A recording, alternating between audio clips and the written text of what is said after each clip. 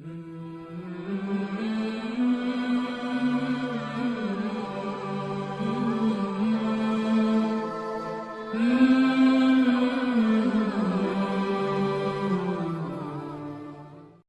پارہ ہے سورہ آل عمران، آیت نمبر 41 سے آگے پڑھیں۔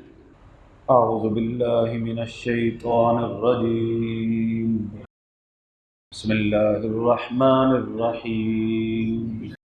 وَإِذْ قَالَتِ الْمَلَائِكَةُ يَا مَرْيَمُ إِنَّ اللَّهَ اصْطَفَاكِ وَطَهَّرَكِ يَا مَرْيَمُ إِنَّ اللَّهَ اصْطَفَاكِ وَطَهَّرَكِ وَاصْطَفَاكِ عَلَى نِسَاءِ الْعَالَمِينَ يَا مَرْيَمُ اقْنُتِي لِرَبِّكِ وَاسْجُدِي وَارْكَعِي مَعَ الرَّاكِعِينَ ذَلِكَ مِنْ أَنْبَاءِ الْغَيْبِ نُوحِيهِ إِلَيْكَ وَمَا كُنْتَ لَدَيْهِمْ إِذْ يُلْقُونَ أَقْلَامَهُمْ أَيُّهُمْ يَكْفُلُ مَرْيَمَ وَمَا كُنْتَ لَدَيْهِمْ إِذْ يَخْتَصِمُونَ إِذْ قَالَتِ الْمَلَائِكَةُ، جب کہا فرشتوں نے، یا مریم، اے مریم، ان اللہ اصطفاکی، بے شک اللہ تعالیٰ نے تجھ کو پسند کیا، وطہرکی، اور پاک بنایا، واصطفاکی علی نساء العالمین، اور پسند کیا تجھ کو تمام جہان کی عورتوں پر۔ یا مریم اقنتی لربکی، اے مریم بندگی کر اپنے رب کی، واسجدی، اور سجدہ کر، وارکعی مع الراکعین، اور رکوع کرو رکوع کرنے والوں کے ساتھ۔ ذالک من انباء الغیب نوحی الیک، یہ غیب کی خبریں ہیں جو ہم آپ کی طرف بھیجتے ہیں۔ وما کنت لدیہم، اور آپ اس وقت وہاں نہیں تھے، اذ یلقون اقلامہم، جب وہ ڈال رہے تھے اپنے قلموں کو، ایہم یکفل مریم، کون کفالت کرے گا مریم کی، وما کنت لدیہم، اور آپ اس وقت ان کے پاس نہیں تھے، اذ یختصمون، جب وہ جھگڑ رہے تھے۔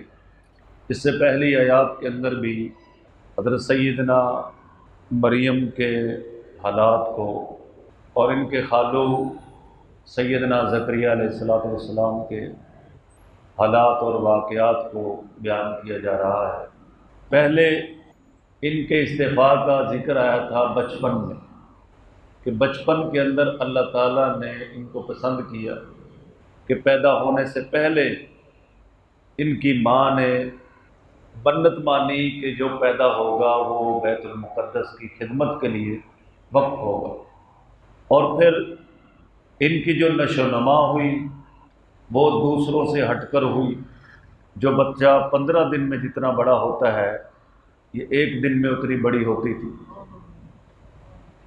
اور پھر پاکیزہ جگہ پر رکھا، بیت المقدس کے کمرے میں ان کو جگہ دی، اور بے موسم کے پھل عطا فرمائے۔ اب اسی طرح اگلے حالات کا بیان ہے، فرمایا وَإِذْ قَالَتِ الْمَلَائِكَةُ يَا مَرْيَمُ، اور جب فرشتوں نے کہا اے مریم۔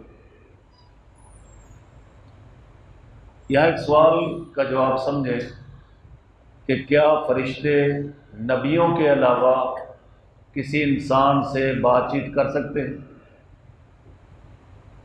اس کا جواب یہ ہے کہ وہی تو نبیوں ہی کی طرف لاتے ہیں، لیکن عام انسانوں سے بات کرنا فرشتوں کا ثابت ہے۔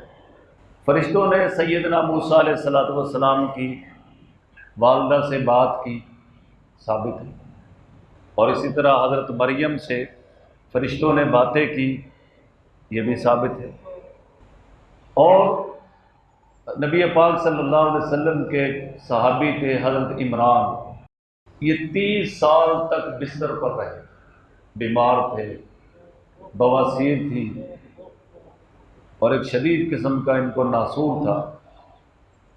تو اس بیماری کی حالت میں فرشتے آ کے ان سے سلام کرتے تھے۔ تو سلام کرنا بھی تو ایک بات چیت ہے نا۔ تو فرشتوں کا انبیاء کے علاوہ دوسرے انسانوں سے بات چیت کرنا قرآن اور حدیث سے ثابت ہے، لیکن عام انسانوں سے جو بات ہوتی ہے وہ وہی نہیں ہوتی، وہ جیسے بھی میں نے عرض کیا کہ ان سے آ کے سلام کرتے تھے، اسی طرح جو ہے حضرت موسیٰ علیہ السلام کی والدہ سے بات کی۔ دوسرا سوال یہ سمجھے کہ کیا کوئی عورت کو اللہ تعالیٰ نے نبی بنایا ہے؟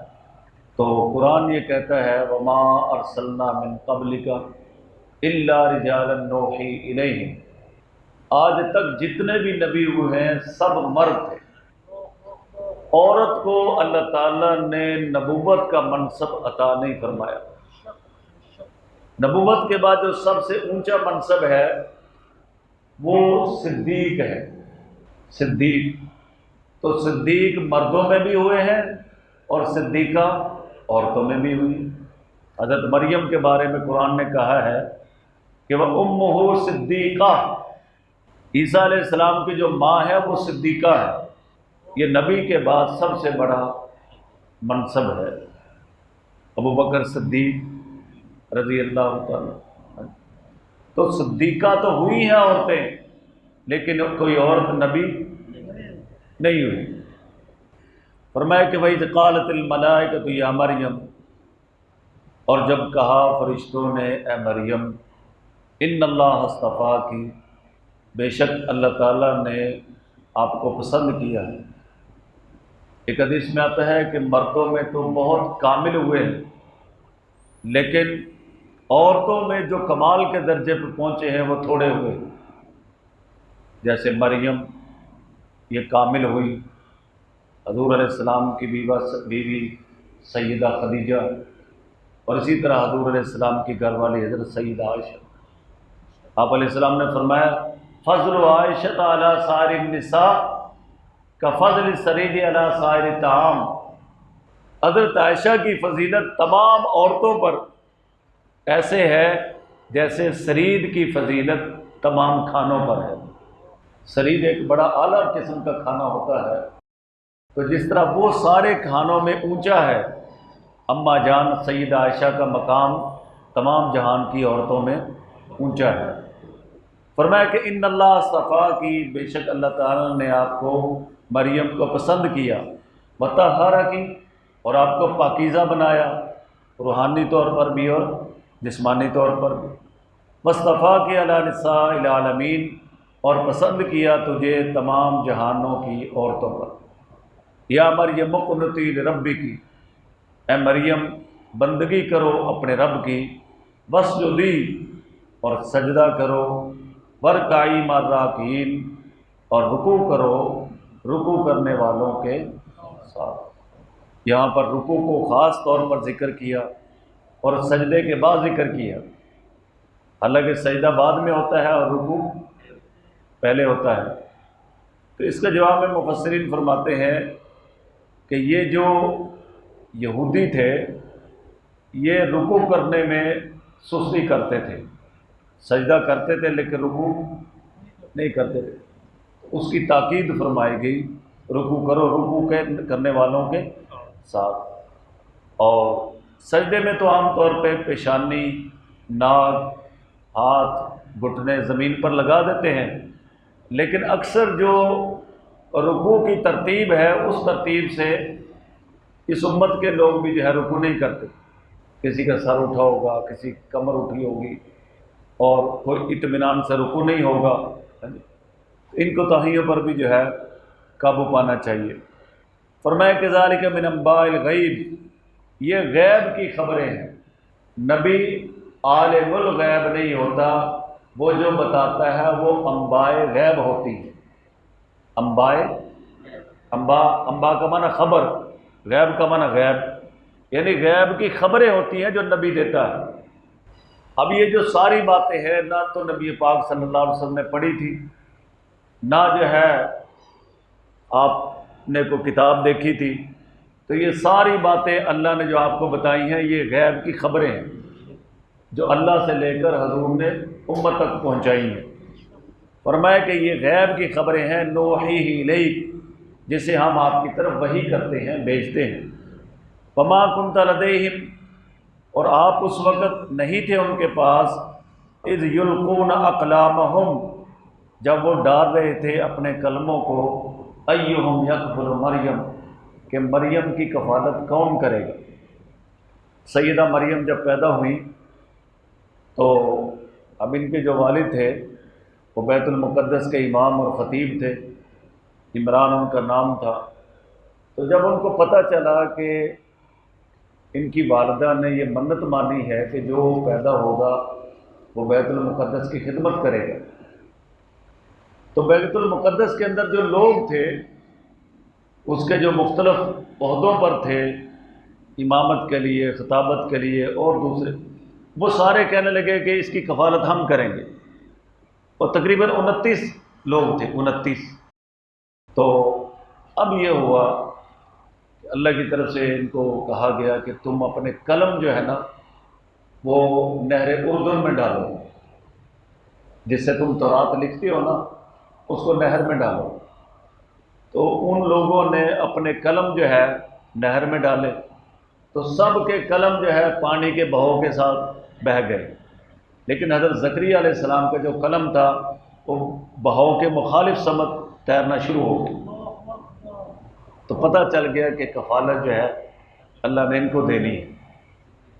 یہاں ایک بات یاد رکھیں کہ یہ جو قلم ڈالے یہ قرہ اندازی کی شکل تھی۔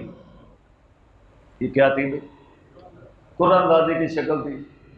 تو کیا قرہ اندازی کرنا جائز ہے؟ کر سکتے ہیں کہ نہیں کر سکتے؟ تو یاد رہے بھائی، جب حقوق برابر ہوں، جیسے ایک مکان ہے تو مکان میں اس طرح قرہ اندازی تو نہیں کر سکتے کہ جناب یہ آدھا مکان کس کو دیں، آدھا کس کو دیں، یہ تو غلط ہے، کیونکہ سب لوگوں کے حصے شریعت نے مقرر کر دیے، اب قرہ اندازی کی ضرورت نہیں۔ اگر ایک مکان کو تقسیم کر رہے ہیں، فرض کریں اس کے 4 حصے ہیں، 4 آدمی ہیں اور 4 حصے بنا دیے، اور ان سب کی قیمتیں بھی برابر ہیں، اس حصے کی، اس حصے کی، اس حصے کی، سب کی قیمتیں برابر ہیں۔ اب یہ مشرق والا کس کو ملے، مغرب والا کس کو ملے، شمال والا کس کو ملے، جنوب والا کس کو ملے، اس کے لیے قرہ اندازی کر سکتے، اس کے لیے قرہ اندازی کر سکتے ہیں۔ نبی پاک صلی اللہ علیہ وسلم جب سفر میں جاتے تھے، اللہ آپ علیہ السلام پہ فرض یہ واجب نہیں تھا، لیکن اس کے باوجود آپ کی کون سی بیوی اس سفر میں آپ کے ساتھ جائے گی، اس کے لیے حضور صلی اللہ علیہ وسلم قرہ اندازی کرتے تھے۔ کبھی حضرت عائشہ کا نام نکل آتا، کبھی سیدہ حفصہ کا نام نکل آتا، اور کبھی جو ہے حضرت ام سلمہ کا نام نکل آتا۔ صلح حدیبیہ کے موقع پر جو ہے نا ام سلمہ ساتھ تھی رضی اللہ تعالیٰ، اہل ایمان کی ماں ہے، مائیں ہیں جو حضور کی بیوی ہیں۔ تو حضور علیہ السلام نے جب معاہدہ کر لیا صلح کا تو صحابہ کو بڑا صدمہ ہوا کہ ہم تو آئے تھے عمرہ کرنے کے لیے، اب عمرہ بھی نہیں کر سکیں گے، تو ایک کیفیت تھی صدمے کی۔ تو آپ علیہ السلام نے فرمایا کہ تم جو ہے نا اپنے جانوروں کو ذبح کر دو اور جو ہے نا اپنے سر منڈوا لو۔ اب کوئی بھی اٹھا نہیں صدمے کی وجہ سے۔ تو آپ علیہ السلام نے آ کے ام سلمہ سے کہا، اپنی گھر والی سے، کہ میں نے ان سے کہا ہے کہ اپنے جانوروں کو ذبح کر دو، اپنے سر منڈوا لو، یہ کوئی بھی یہ کر نہیں رہا۔ اب ماں تو ماں ہے نا، اب حضور اگر ناراض ہو جاتے صحابہ پہ تو کتنا بڑا نقصان ہوتا ہے۔ اماں اپنے بچوں کو کیسے بچاتی ہے؟ کہنے لگی یا رسول اللہ صلی اللہ علیہ وسلم آپ خود یہ کام کریں، یہ کیفیت میں آپ کو دے کے سارے شروع ہو جائیں گے۔ تو نبی پاک صلی اللہ علیہ وسلم نے ان کے مشورے پر عمل کیا، تو پھر سارے صحابہ نے اپنے جانور بھی ذبح کر لیے، سر کے بال بھی۔ ایک سفر میں حضرت ام المومنین سیدہ عائشہ رضی اللہ تعالیٰ عنہ ساتھ تھی، تو ان کا ہار گم ہو گیا۔ اب وہاں پانی نہیں تھا، صحابہ پریشان ہو گئے کہ ہمارے پاس بھی پانی نہیں، اور جو ہے وہ یہاں کوئی چشمہ یا کوئی کنواں بھی نہیں ہے جس سے وضو کر لیں۔ تو اس پریشانی کی حالت میں وہ ابو بکر صدیق کے پاس آئے کہ دیکھیں جی آپ کی بیٹی کی وجہ سے۔ تو حضرت سیدنا ابو بکر صدیق رضی اللہ عنہ تشریف لائے تو نبی پاک صلی اللہ علیہ وسلم حضرت سیدہ عائشہ رضی اللہ تعالیٰ عنہ کی گود میں سر مبارک رکھ کے آرام فرما رہے تھے۔ ابو بکر صدیق رضی اللہ تعالیٰ بیٹی تھی کہ دیکھو تمہاری وجہ سے ہی ہوگا، تمہاری وجہ سے ہی ہوگا، کہ نہ تو مقصد ہے کہ پانی ہمارے پاس ہے، نہ یہاں پہ کوئی چشمہ بھی نہیں ہے، کوئی کنواں بھی نہیں ہے، تمہاری وجہ سے ہی ہو۔ اب ایسے مان اب حضرت عائشہ رضی اللہ تعالیٰ فرماتے ہیں میں حرکت نہیں کر رہی تھی کہ حضور کی نیند میں خلل نہ آ جائے، یعنی باپ بھی ادب والا اور بیٹی بھی، کہو سبحان اللہ۔ آپ کو یاد ہے کہ نبی پاک صلی اللہ علیہ وسلم جب غار ثور میں تھے تو سانپ ڈنگ مار رہا ہے، لیکن صدیق نے حرکت نہیں کی، کیوں؟ میرے نبی کی نیند میں خلل نہ آئے۔ آج اگر پیغمبر اسی ابو بکر صدیق کی بیٹی کی گود میں ہے تو بیٹی باپ کی سرجنش سہ رہی ہے لیکن حرکت نہیں کرتی، کہیں میرے محبوب کی نیند میں خلل نہ آئے۔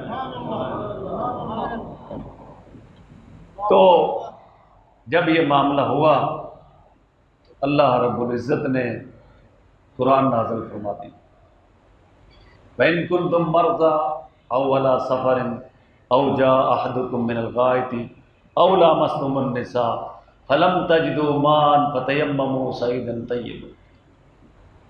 فرما دیا کہ اگر پانی نہیں کوئی بات نہیں، پاکیزہ مٹی سے تیمم کرو۔ یہ جو امت کو تیمم کا حکم ملا یہ ام المومنین سیدہ عائشہ کا صدقہ ہے۔ تو بھائی اگر حقوق برابر ہوں، ٹھیک ہے، تو اس معاملے میں قرعہ اندازی کی جا سکتی ہے۔ جیسے ہم کمیٹی ڈالتے ہیں، یاد رکھیں یہ بولی والی جو کمیٹی ہے یہ ناجائز اور حرام ہے، یہ سود کا اور جوئے کا مجموعہ ہے، اس میں قرعہ اندازی کر سکتے ہیں؟ اس کو تو فوراً چھوڑیں۔ اور اگر کسی نے کوئی کمیٹی بولی والی ڈالی تھی یا لی تھی تو وہ ان لوگوں کو وہ رقم واپس کرے۔ حقوق اللہ معاف ہو سکتے ہیں لیکن حقوق العباد معاف، سمجھے بھائی؟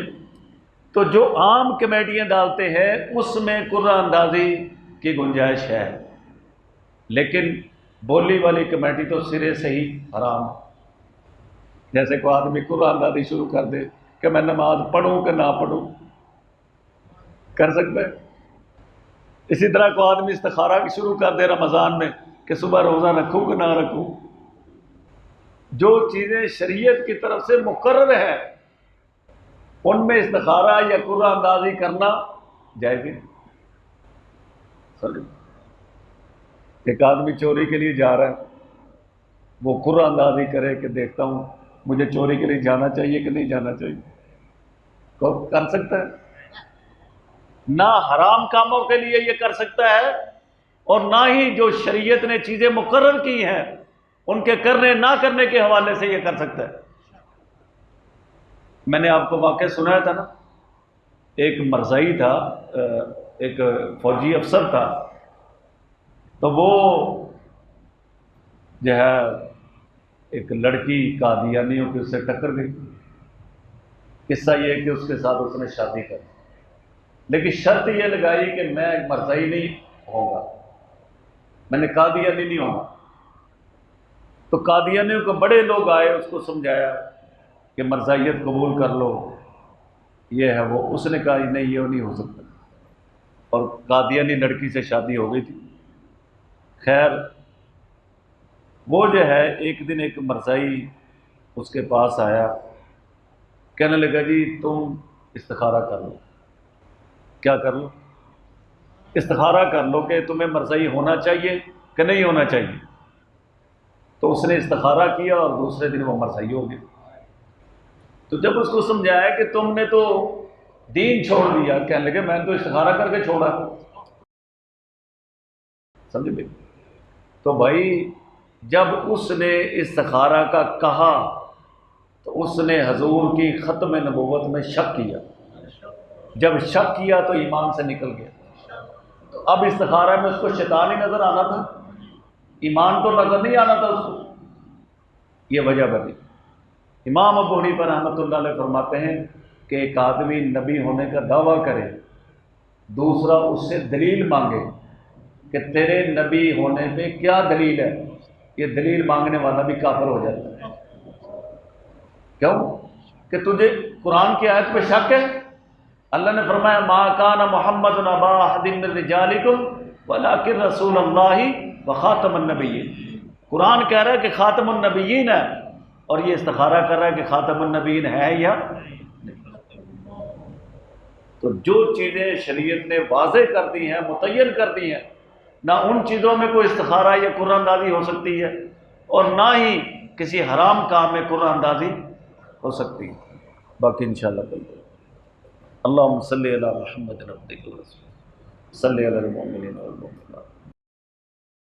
یا اللہ بیماروں کو شفا عطا فرما، یا اللہ بیماروں کو شفا عطا فرما، یا اللہ ہماری پریشانیوں کو دور فرما۔